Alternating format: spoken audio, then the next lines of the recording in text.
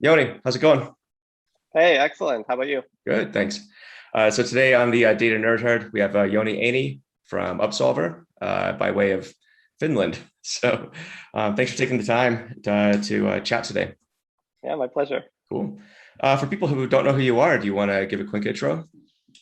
Yeah, sure. Yeah, I'm Yoni. I'm the CTO of Upsolver. We do data lake management for large-scale streaming data. Currently living in Finland, previously in Israel. Yeah, I'm really happy to be here. Awesome. Yeah, so walk me through this. I mean, what I was reading, I mean, you have a pretty interesting path into data and technology. Do you want to walk the audience through to kind of how you got to where you are today? Yeah, absolutely. So I think my initial meeting with data was in the army in Israel. So obviously they deal with tons of data all the time. And what I felt at the time was big data. So I had a lot of different roles within the army. I was there for about 9 years. So starting with just being a developer or a database administrator, or actually then switching to the kind of more results side and doing more data science and kind of management of that process of data science on big data. And kind of like experiencing those challenges really gave me a thirst for what are the limits? How far can you go? And there I thought I was dealing with very large quantities of data. Like it felt like a lot of data, but then you get to the real world and wow, it's like a completely different scale. Which is I think where we started. We went when Oli and I got started, really our passion was data. So we already had that like deeply ingrained, and we were just looking for where is there the most data? Where is there like the biggest data challenge that we can tackle? And we settled on advertising. They have literally millions of events happening per second.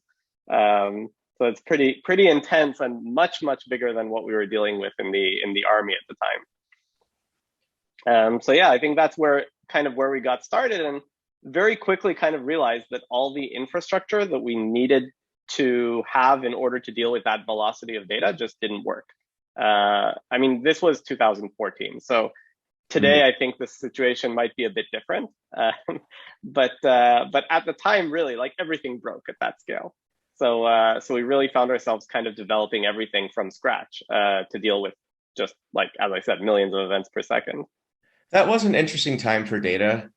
I was actually talking last night with a group about kind of the genesis of big data back around that time, early 2010s and like with Spark. Well, I think that was like 2014 when it came out, Yeah, right? So exactly. Like, or a bit earlier. I think it was like maybe 2012 or 2013. But like yeah, yeah. yeah, But it was interesting. So I think I would like to get your take on this too, because you mentioned big data. And yet being in the military and working on what you thought were big data sets, but now they end up being like maybe smaller by comparison. I mean, what was your impression of I guess the tooling landscape back at that time? um, in retrospect, the tooling landscape has changed really dramatically. So looking back at where we were in 2013 when I left the army, it was super primitive. I mean, to be completely honest, like people don't appreciate, I think, how much things have changed. Hmm. With like really the main thing is cloud. Like having all the data now in a very cheap storage that's like canonical. Everyone uses it. All the data is there. All the systems are kind of a lot more robust. The languages you deal with are easier. Like you can literally get like a petabyte of data and query it, and that's not a huge effort. It's not like something insane to do. Whereas it used to be like, where would you even put a petabyte of data? Interesting. Yeah, that was a big challenge back then. It definitely seems like it's becoming a lot more abstracted away. That problem, petabytes of data is like not a big thing anymore. But it's interesting you mentioned advertising data too. It seems like other people I talk to, like the guy built Apache Druid, for example. It was an advertising use case. Yeah.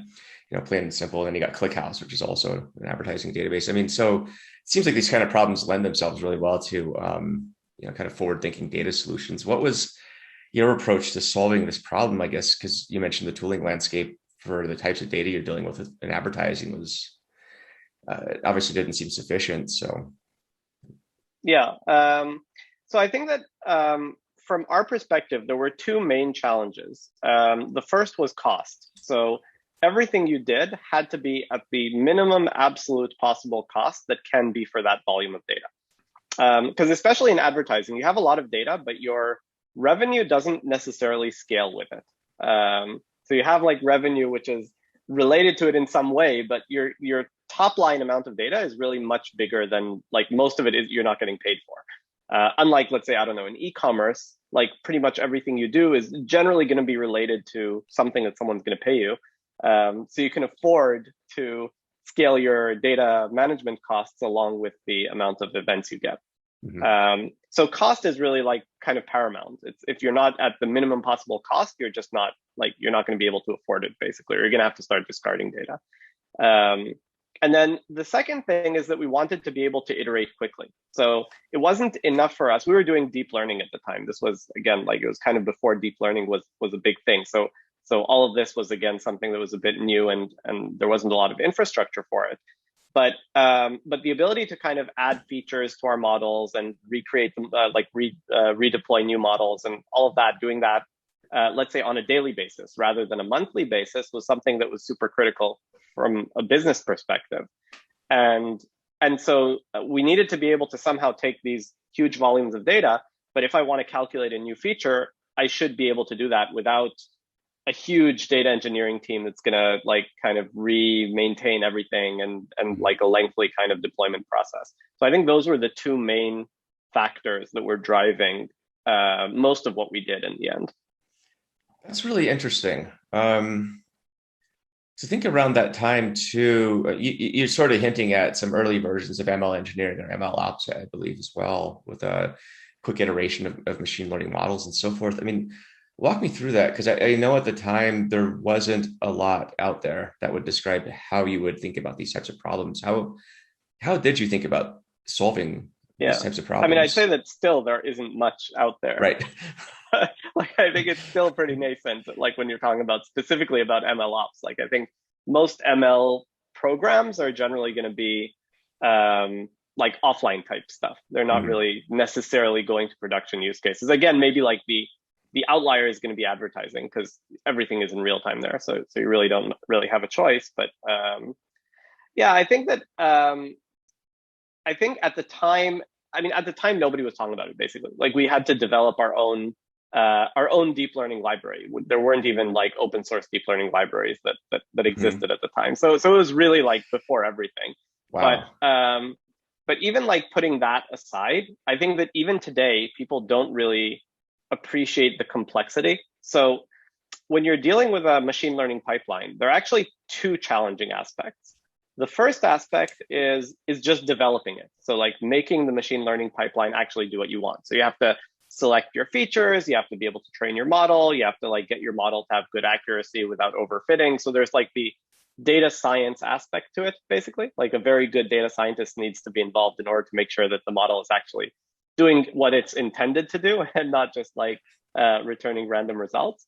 But then, given that that's the case, the data scientist was developing that in Python, like pretty much exclusively. That's the language they work in. He was probably using Spark, he was using, or H2O or something. Like, they're using kind of a tool set which has nothing to do with production systems.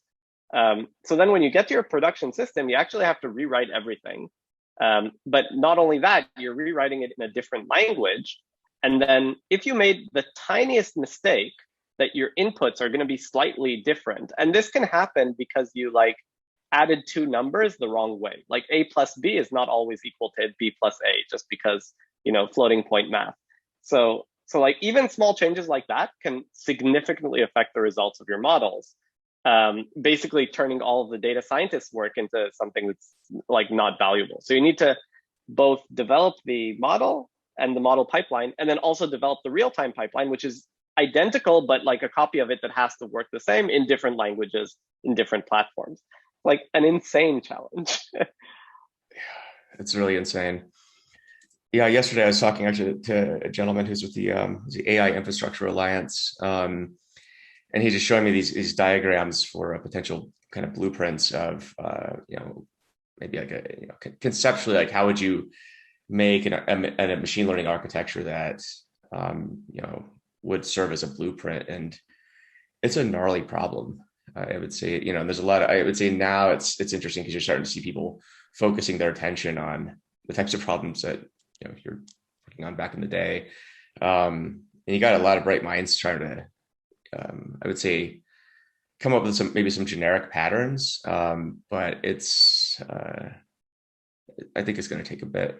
So yeah, I think like exactly like let's say the awareness of the issue is not big enough yet.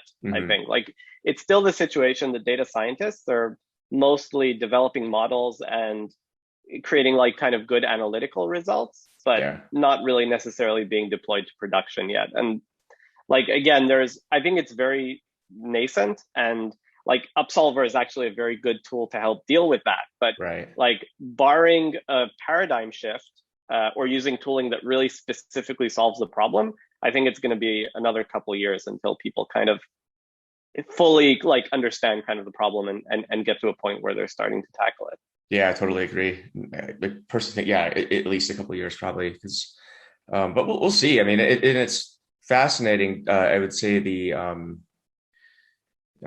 levels of abstraction occurring in the data technology space right now, and we'll talk about how Upsolver I think helps with that in a second. But you again, you rewind to 2014, tooling was very much spin up your cluster. It's very manual, and so with that, a lot of your attention was just focused on just a low level engineering that you had to do to maintain these systems. One thought, I was giving a talk last night about this, and it was interesting.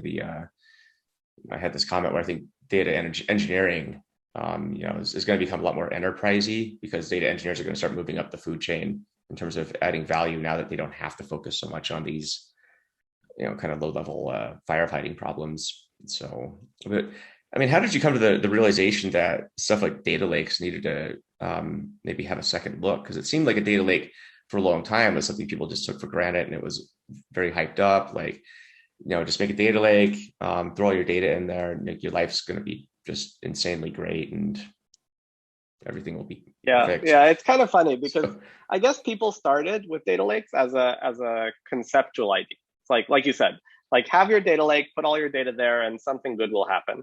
But like, that something good will happen is not, it doesn't actually happen if you don't like intend it, like if you don't design it properly from the beginning. And I think that data lakes kind of got a bad name because it started with exactly like you said, and then everyone had these data swamps where you have all your data, but you can't actually get anything out of it. So you're paying for something, but it's maybe not that much compared to other systems, but not really getting much value.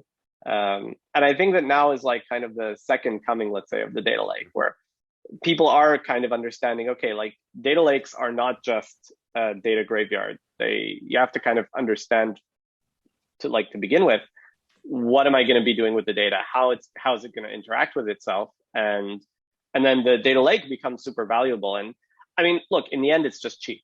That's the value that the data lake brings to the table. It's 10 times cheaper than any other data storage alternative.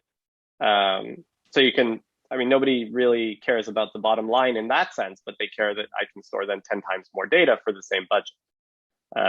And that's, I think, where like data lakes, the more capabilities they have and the more use cases they can swallow, people are just going to be able to deal with larger amounts of data, which is like, always a good thing. Yeah, money talks. What were some of the challenges with the data lake? So the thing with the data lake is that it doesn't have any tooling really. Like it's not like a database. It comes with insert, update, delete, select. So I can put data in, I can add indexes, I can maintain data. Like all these things they come out of the box. The data lake, the database provides these services. And same with the data warehouse. It provides less services, but it still provides them. So you don't need to worry about how you're maintaining the data, and are you going to delete it, or like how you're even going to be able to query it.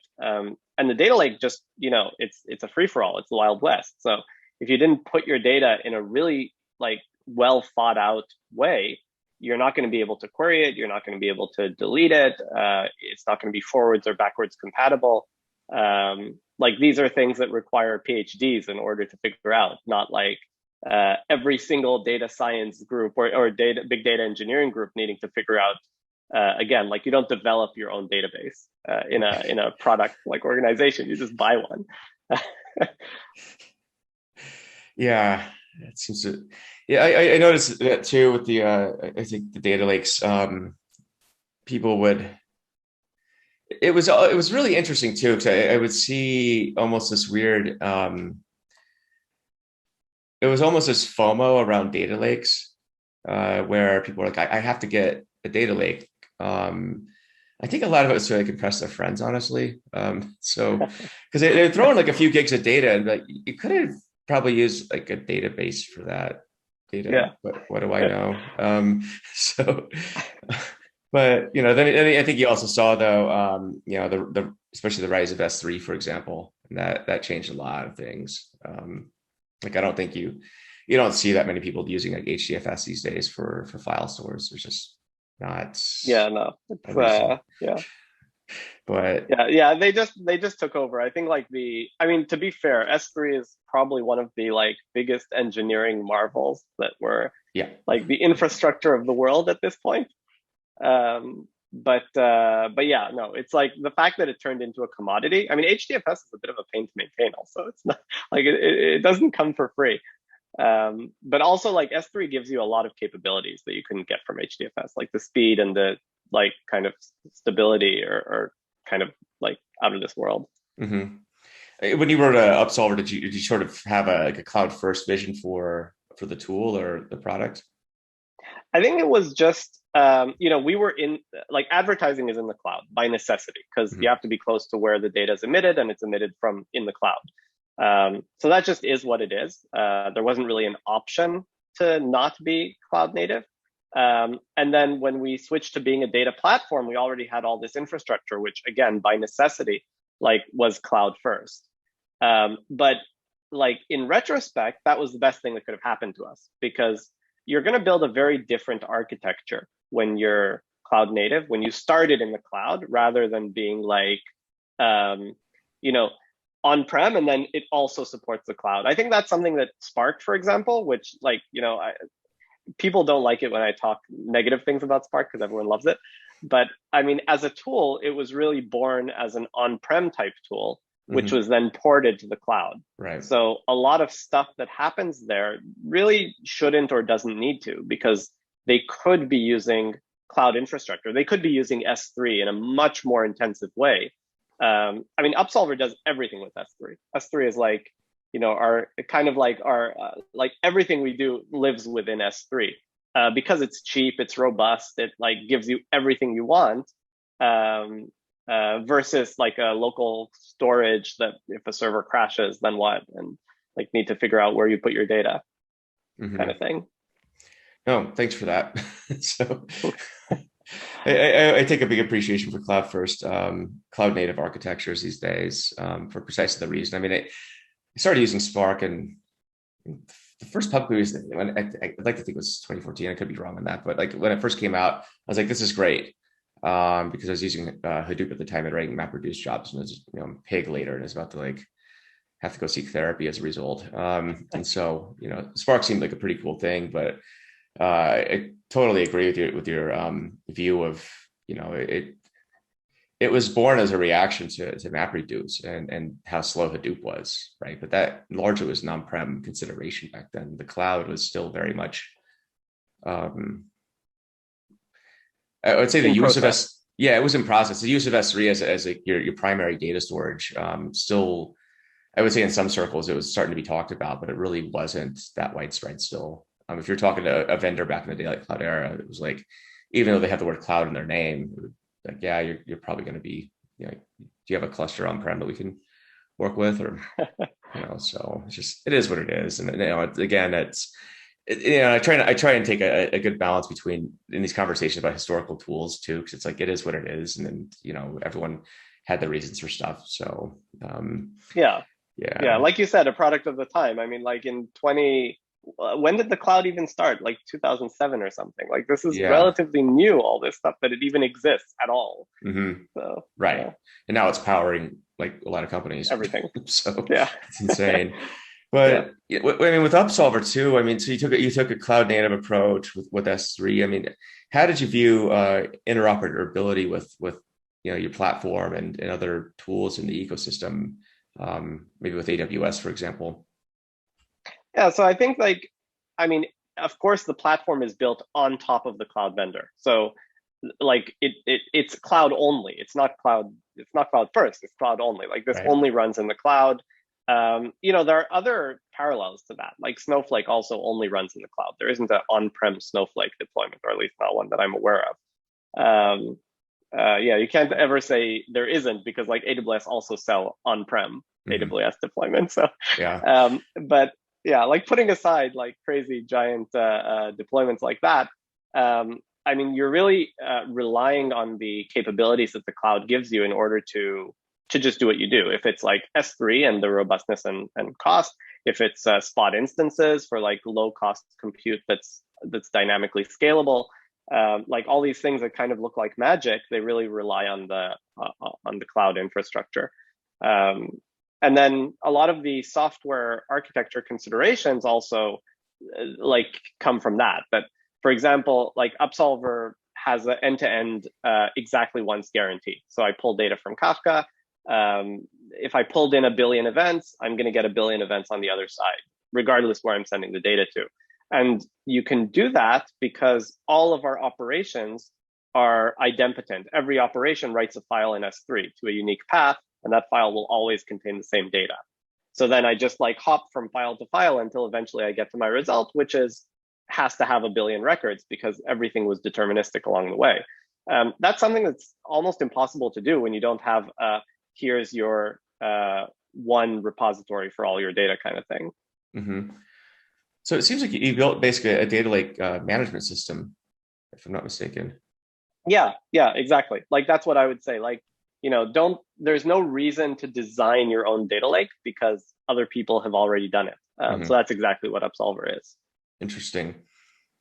How did you go about um, I guess figuring out what would be the best design patterns for a data lake? Because it's just very similar to the ML discussion that we had where you're doing Yeah. machine learning early on. I mean, there weren't a lot of, I would say, best practices or design patterns for data lakes. I would say actually, especially at the time, it was much the opposite. I think there were a lot of anti patterns that people were like plugging as like the thing, the way you should do things.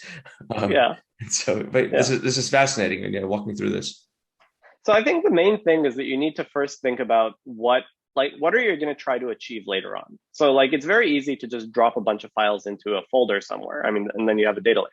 But then, okay, I want to be able to discover the files. How do I do that? S3 provides a list operation that's lexicographic.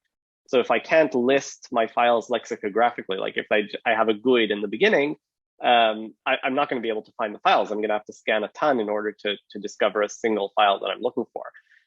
Or maybe I don't want to do list operations at all. Maybe I want to have a catalog somewhere else that kind of tells me, okay, these are the files and this is the data they contain. I think that these, like in the end, I mean, you're kind of going back to first principles. This is the infrastructure gives you these APIs. So you need to figure out how you can provide the answers you want using those APIs. And there aren't very many ways to do it right. Like I think that in the end, I mean, what you're saying is true. There are a ton of like you see data lakes in the wild and they're crazy. But in the end, who designed these data lakes? It's not like a team of like, PhDs looking at the problem for 10 years in order to decide what the best solution was. It was like two big data engineers. They were just hired. They didn't know the company's data. They needed to deliver 3 products in 2 months. So they did something and they'll figure it out later. But then the data's already there and you can't move it anymore. So it's like once you put it, you're done. Like you're stuck with whatever architecture you decided on, which I mean, and then this happens in every single organization. The data engineering team gets formed they build their data lake, and then Hmm. later on they figure out, well, I would have done it differently the second time. But in the end, it's not actually that complicated. Hmm. I mean, it's similar to the problem of a database. Every database has to also think about how am I going to store the data to be able to do fast retrieval and easy access and expose metadata and all these things. They're solving it internally. The difference with the data lake is they're solving it externally. Interesting. You kind of touched on this earlier. Like we're kind of going through the second coming of the data lake. What happened the first time?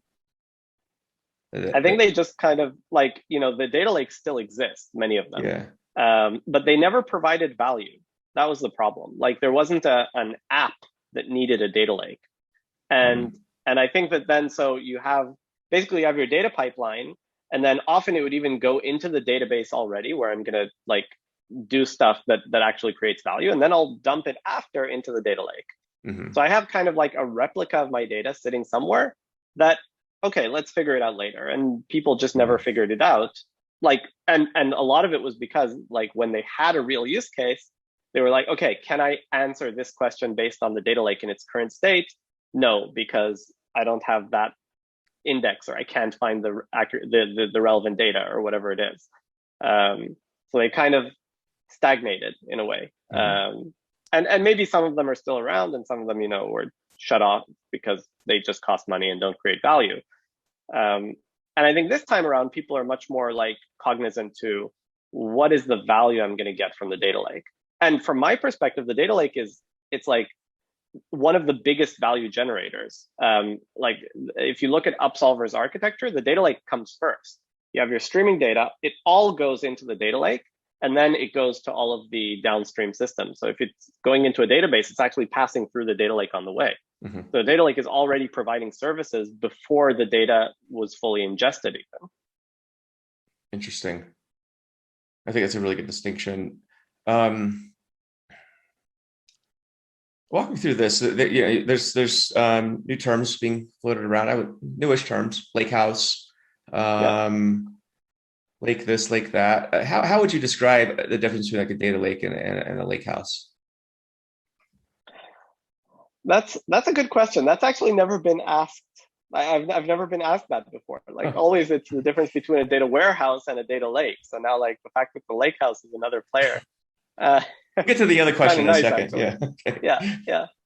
But I think that I'm not sure that there really is such a thing as a data lake, because in the end, or let's say Gen 1 was a data lake where I Mhm. put the data there, but I couldn't really do anything with it. It was kind of just a repository of data. And Yeah. theoretically, people are going to run Spark jobs in order to pull stuff out or something like that. Like some kind of ad hoc tooling that doesn't necessarily even exist. I think a data lakehouse is the same data, but it has some tooling to be able to get the data out. Like arguably, let's say in AWS, once Athena came out, Mm. I would say that every data lake turned into a lakehouse overnight, because I could go and run a SQL statement, and like assuming the data lake was built correctly, it would just return a response. Like it would just work. So I think that's, I mean, Snowflake, I think, are also using that word, and it probably makes sense. Like in the end, you're paying the storage cost of a data lake, and you can run SQL queries. I mean, that's what a data warehouse does, right? It gives you Right. SQL queries. So you kind of get the best of both worlds. Um, yeah, Athena was a game changer, in my opinion, and I think it's. I don't know why people aren't talking about it more. People talk about it, but I don't think the extent they talk about other things like Redshift, for example. It seems like the data warehouse is still driving, at least as far as I can tell. I'd like to get your opinion on this, but like that seems to be driving a lot of the visible discussion, right? Because Yeah, it's okay, I got my data warehouse and so forth, yeah, and it's still much bigger. Like in the end, the data lake house is still much smaller than the data warehouses. And I mean, Redshift are also going in that direction, right? They're also mhm. adding an S3 component, and they have Redshift Spectrum. So you have ways of turning the data warehouse into more and being able to access cheaper data. Um, I mean, who's going to be kind of more successful? The ones that started as a warehouse and turned into a lake house, or the ones that started as a lake and turned into a lake house? And that's a good question, but they're kind of meeting in the middle in the end. Like they're Yeah. all giving kind of query capabilities on top of cheap data. Hmm. Um, but I think that Athena, it kind of had like, so Athena is pretty much an answer to BigQuery. And people working, I mean, it's not that people are necessarily comparing one-to-one, because either I'm in Google Cloud or I'm in AWS. I don't have really the option to necessarily switch over. But the people comparing, like BigQuery really actually behaves like a warehouse. Or maybe I would say that was the first lake house, in the sense that the storage was cheap and the queries just worked. And in Athena, the queries just worked as long as the data layer was built correctly. Yep. So, I mean, that was a lot of our early business. And a lot of our business now is people who want to be able to query their data in Athena, or they have slow queries in Athena today. You take your data lake, pretty much just pass it through Upsolver, and Upsolver like ingests the data and spits it out as a data lake that's canonical. And then Athena queries work 100 times faster. Right.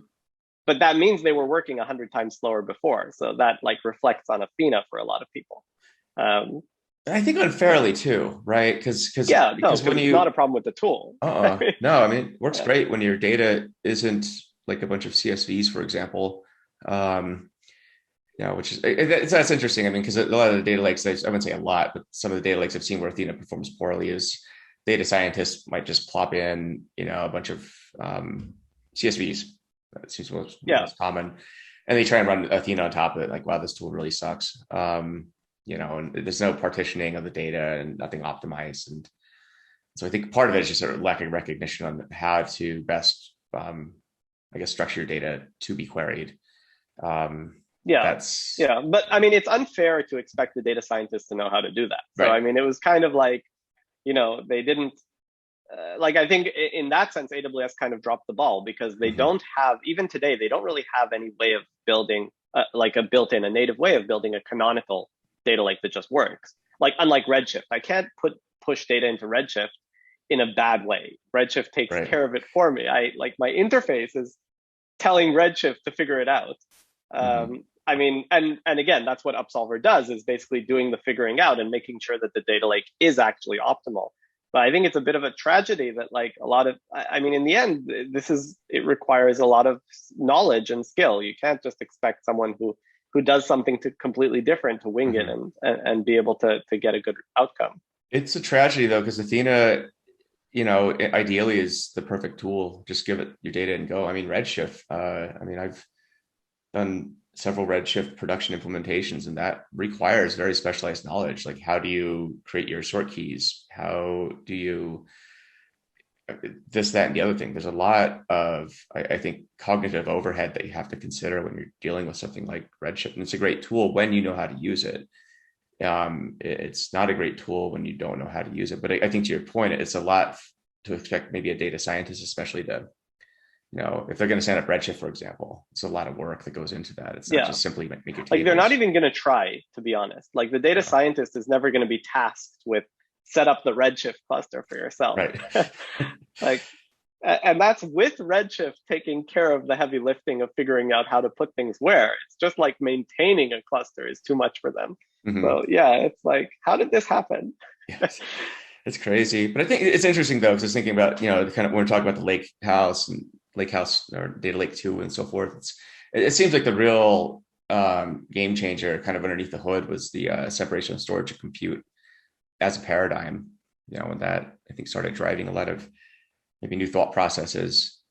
But I don't know. Yeah, definitely. I mean, it's I would say a combination of like, the storage is much, much cheaper. That's like, I think the fact that it's separate from compute is definitely, it makes it a lot more performant and capable, because you often have giant amounts of historic data that you don't need like attached compute for it to, like, you don't care about that data that much. You care about the fresh data.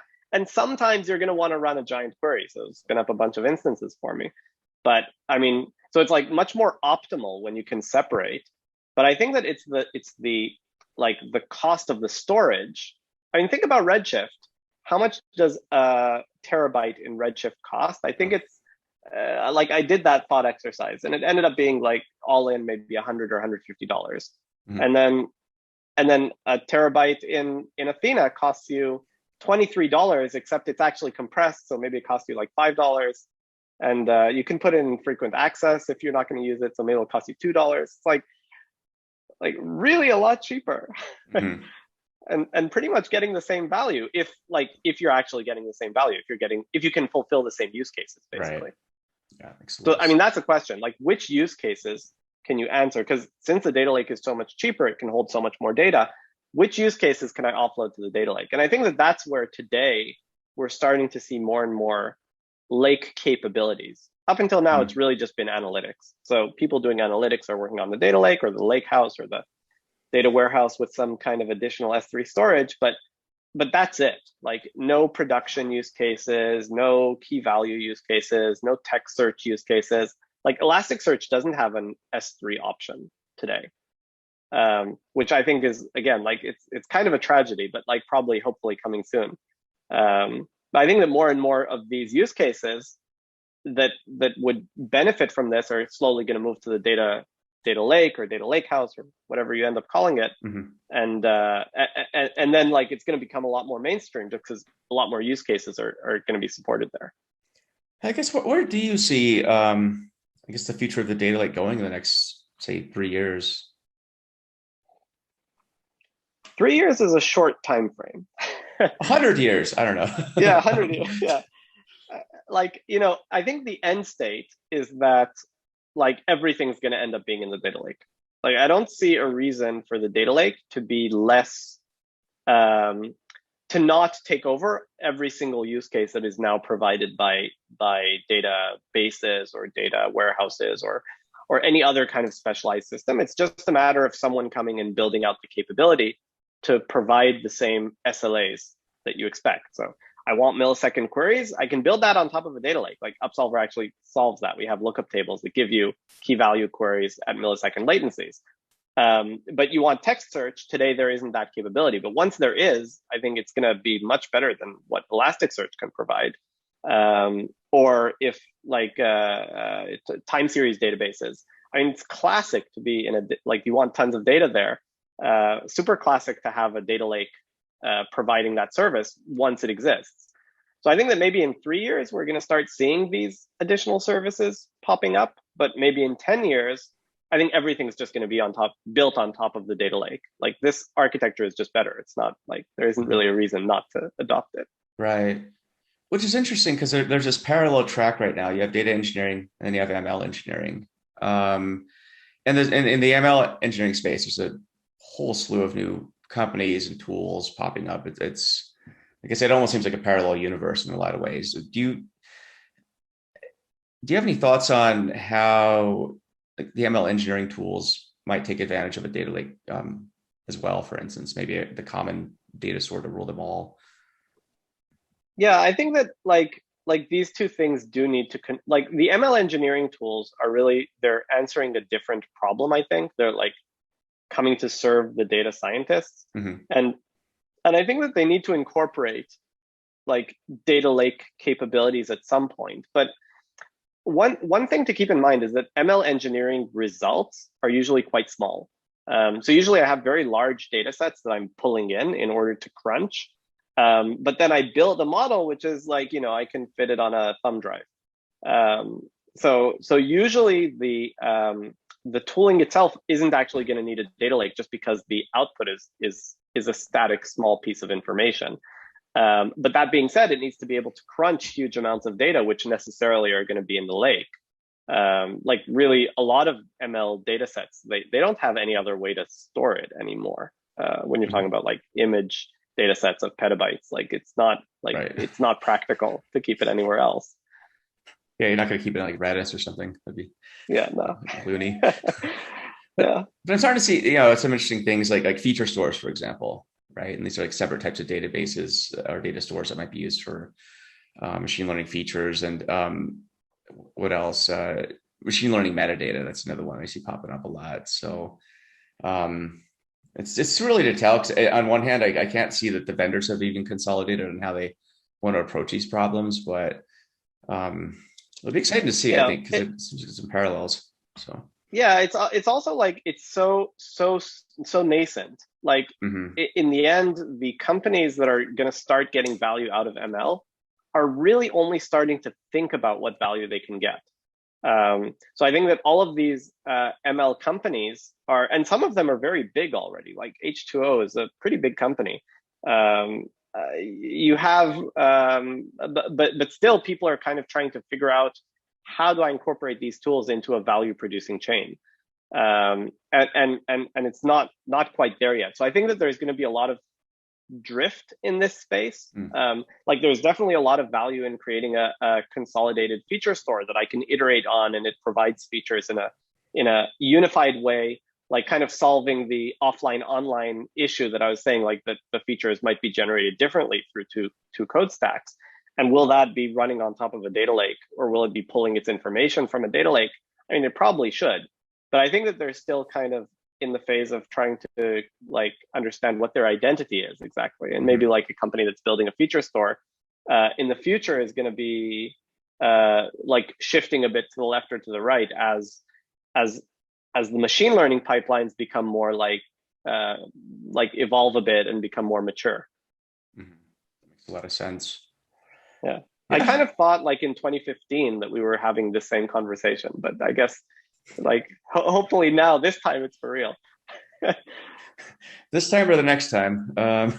So yeah, it's interesting because I find that I'm doing a lot of kind of research right now for a book that I'm writing on data engineering, but I'm finding myself going back to really, I would say, old papers these days, stuff from the 2000s and even older. And it's interesting seeing a lot of ideas that were probably bubbling up even back then, and now I think they're finally starting to see some light of day. And even older things too, like you bring up just the ability to have, I guess, systems run a data lake, right? Like these are and operationalizing things and having governance, right? And all these other concepts that I think we're sort of just, I wouldn't say ignored, but maybe people are just kind of busy working on other things to think about these types of operations. But now it's coming full circle, and people are starting to incorporate these, I wouldn't say older practices, but maybe kind of more enterprisey things into the workflow.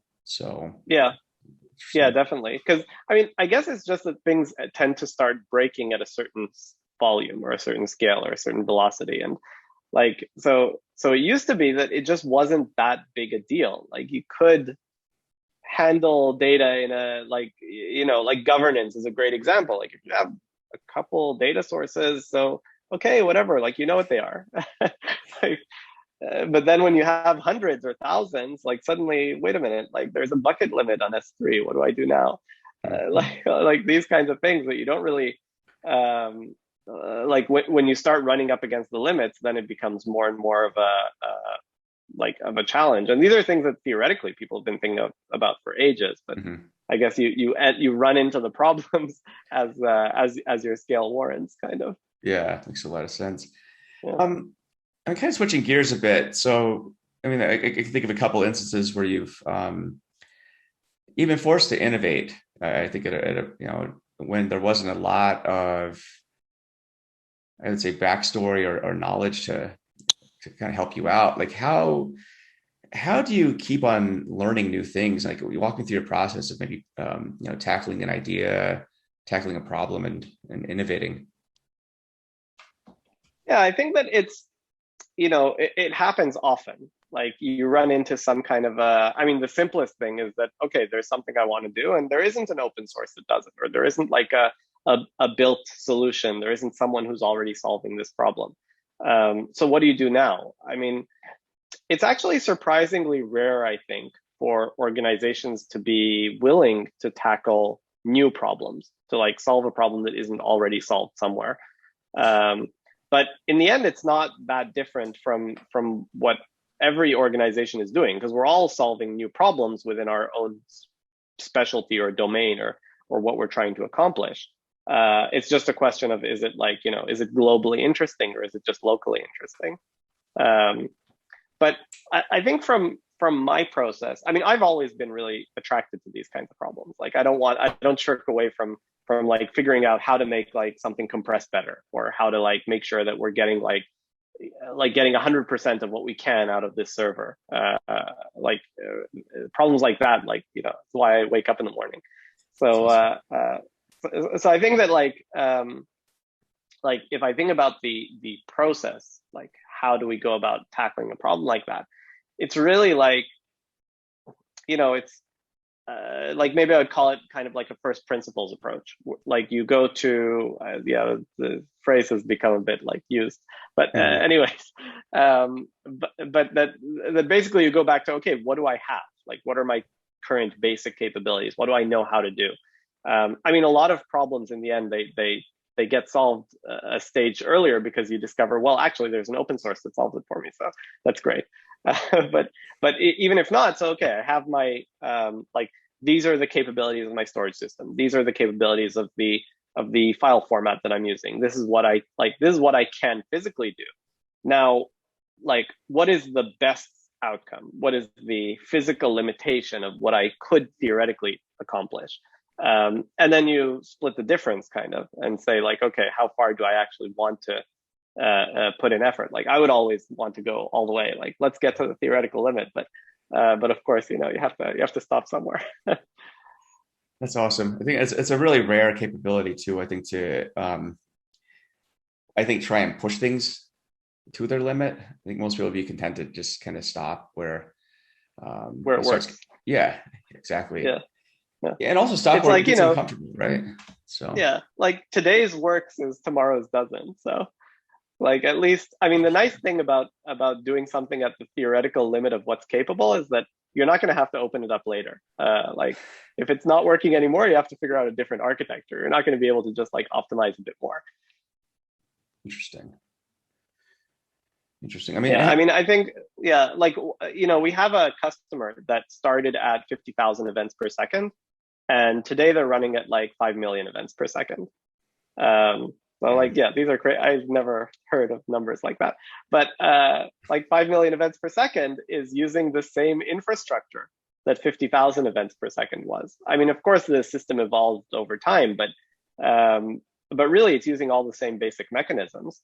I don't think that would be possible if they weren't built kind of to have S3 be the bottleneck. Like S3 as a bottleneck, I've never kind of run into an issue there yet. But like if we had introduced some other bottleneck somewhere, I'm sure we would have met it by now. So like I think that's for infrastructure, it makes sense.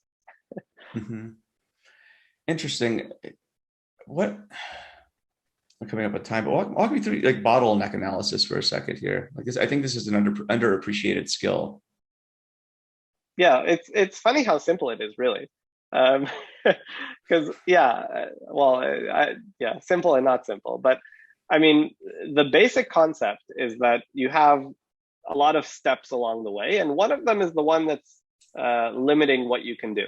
And then everything after that is also kind of going to look like it's limiting what you can do, because it's running at the same speed as that one limiting section. So, I mean, really the process is very simple, is that you start from the beginning, start from the broadest part of your pipeline and see where does it drop off? Like at what point do you lose velocity, or do you lose capacity, or do you lose whatever it is that you're measuring? So I think that's like actually like conceptually, that's a very simple like kind of debugging process to do. But if you're not very like organized about it, you're going to end up optimizing a lot of unrelated stuff. Because I see like this other pipeline that also looks like it's at capacity, but just because it's already running after the bottleneck happened. Mm-hmm.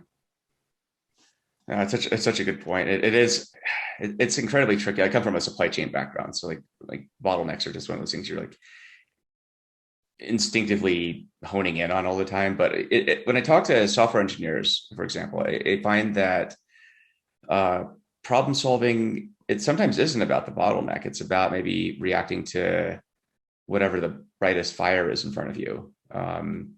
That maybe digging in deeper and understanding, okay, so like why do we have these bright fires in the first place, and why do we have other ones over here, right? So yeah, like it's always like super satisfying as a software engineer when you solve something completely unrelated and a bunch of stuff just starts working that you didn't even expect or didn't think that would be affected by that. Of course, it can also go the other way, that you like solve a bottleneck somewhere and suddenly a bunch of stuff breaks downstream that wasn't expecting a torrent of data. But yeah. Yeah, I think in the end, it's two different disciplines. Similar, I mean, in the end, big data engineering, that's a lot of what they handle on a day-to-day basis is stuff like that. Like they also have the big data software architecture and stuff like that, but then also handling how do I get the most out of my out of my data pipeline? How do I make sure that my data pipeline, like it's kind of like being a plumber in a way. Whereas then you also have developers who are just building systems, and it's just a lot less relevant for them. Like they don't need to worry about these things. They need to worry a lot more about like proper software architecture and extensibility. So it's not like, I think that people lump software architects together into like one, like it's one title, but there are actually a bunch of different specializations that have nothing to do with each other. That's really true. Yeah, architecture is an interesting one. I've been reading quite a bit about it and just studying it. I think, I think maybe get your thought on this too. But it seems like the theme I keep coming back to is a really good architect is really good at doing trade-off analysis. It's sort of the thing that seems to undercut a lot of the architecture pieces. But when you remove all the specifics of like software versus data architecture, for example, like are you able to consider, okay, so I have these options here. Given the trade-offs, what's the best architecture or situation for the situation? But I don't know. Yeah, I wonder. Like, yeah. I feel like a really good software architect is going to find an architecture where you're not making any trade-offs. Like that's like where they're aiming, is to get to the point where you get your cake and you eat it too. Right, that's ideal. Yeah, like I think it's like in data lakes, I think that like going back to that, I don't think there's actually a trade-off. Like I don't think that there's like, okay, this data lake architecture is good for this, but it's that bad for that. It's just the way to do it. There isn't like a better architecture. I mean, maybe we'll discover better architectures, but I feel like there is a scale of like worse and better. And it's not like multi-dimensional where some architectures are going to be like more capable for these solutions and less capable for others. And maybe, I don't know, maybe that's idealistic to think that like many software problems can be boiled down to like a single dimension of quality rather than like multiple dimensions that you have to pick between. Yeah, I guess if it were that simple, everyone would just be doing the simplest thing. Well, maybe it's like really, really hard to figure out how to take all those dimensions and like, fold them into a single line. Like that's, I think, maybe the big challenge. Yeah. But maybe I've only been handling simple problems up until now. Maybe that's the problem. That's debatable, but handling pretty hard ones. But yeah, that's well, we'll have to think about.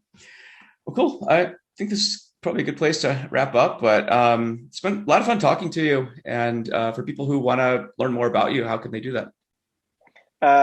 So you can go over to upsolver.com. We have a lot of material, and you can book a demo, or you can, we have a free version, so you can go in and just start using the platform, check out our documentation. But really, like if you want to have data in a data lake, I would say that it's a good place to start, let's say. But yeah, upsolver.com, you have a lot of information there that can get you started. Cool. All right. Well, it's good chatting with you. And likewise. Yeah, likewise. Cool. All right. Have a good one. See you, Yoni. Awesome. All right. You too. Bye-bye. Take care. Bye.